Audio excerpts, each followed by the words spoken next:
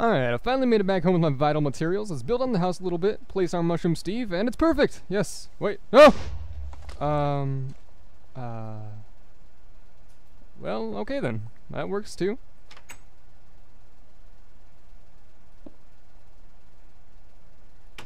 Thank you, Mr. Creeper.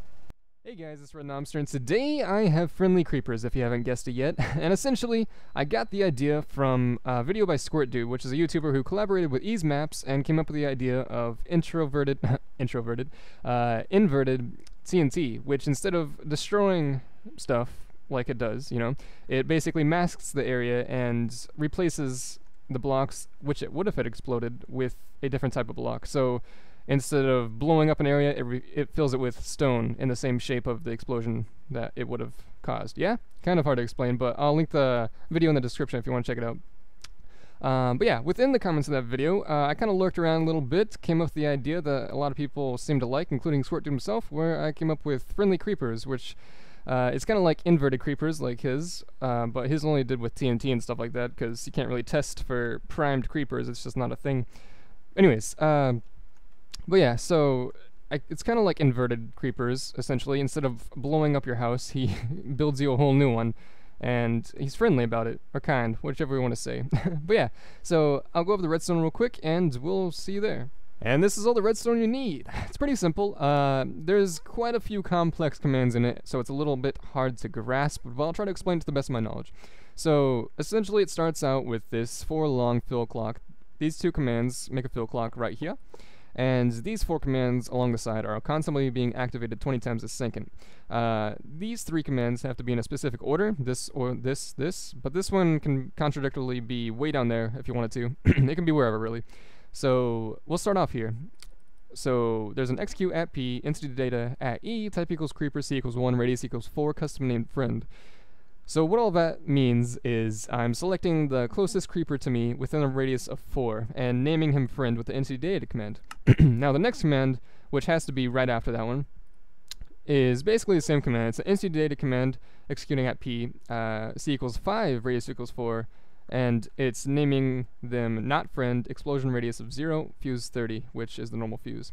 So essentially, it's targeting the 5 closest creepers to me instead of just 1, and it's naming them not friend right here, which erases the name of friend to all the creepers who are not the closest creeper to me, because this one goes first, so it'll constantly refresh the closest creeper because it's only C equals 1, but these ones, it's C equals 5, so it just constantly refreshes and allows me to have one single creeper that I'm targeting, which is the closest creeper to me, and it'll flip-flop depending on if I get closer to a different creeper, so it's pretty magical.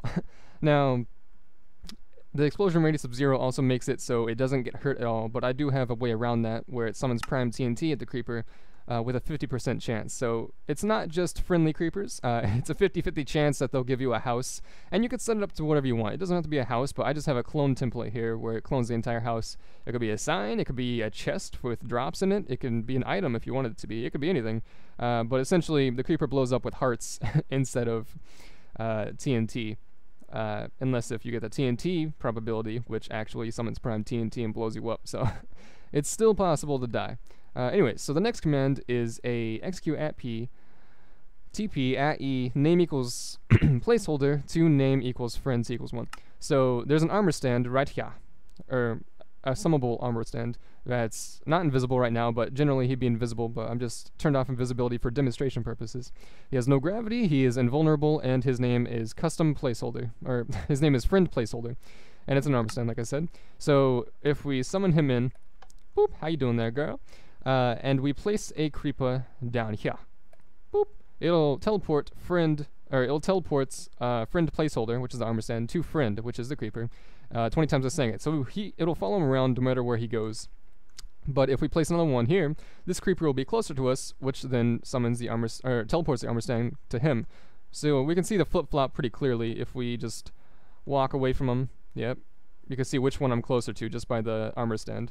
And he'll walk away, and it goes back to him.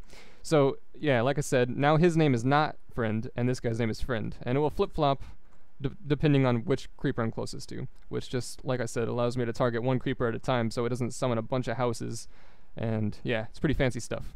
It's not as easy to detect blowing up creepers as it is to detect blowing up TNT, because you can actually test for primed TNT and stuff like that. You can't test for, you know, primed creepers. It's just not a thing. So that's my way around it, basically.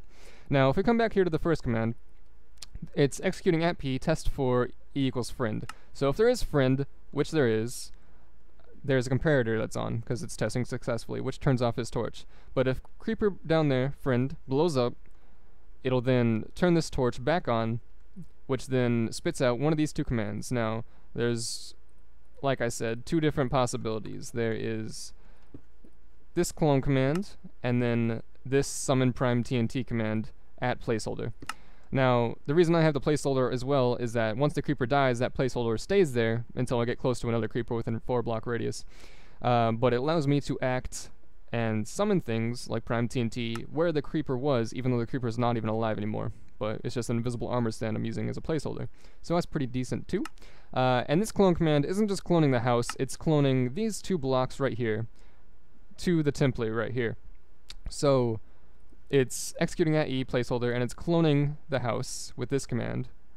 And then this command just summons the particles of hearts and stuff like that to friend placeholder as well, which creates that mask of hearts that reveals the house in a loving, kind way.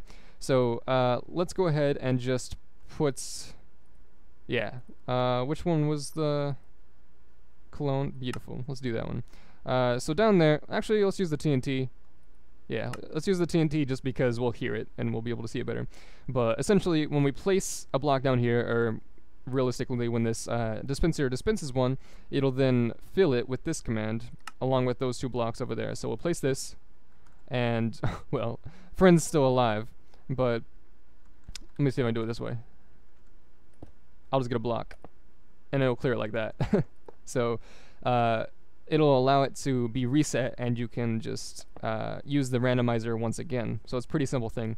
Now, I guess these would run out eventually, but there's just a chest here with both command possibilities, so you can refill it. But you can set it up so it's even more, but you can only get so much in one dispenser, and you can't just put a hopper into it, because then it will be unevenly exchanged.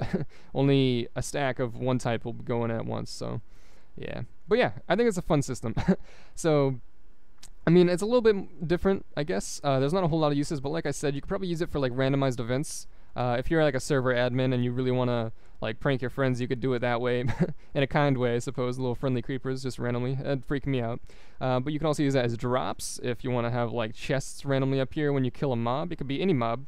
This doesn't just work with creepers, but I couldn't really find a different way to detect creeper death and creeper explosions and stuff like that. So that's as good as I could do while still enjoying the build. So that's all I got for this video, guys. Thanks for watching. Leave a like if you're new here, and subscribe if you enjoyed this concept, and I'll see you in the next video.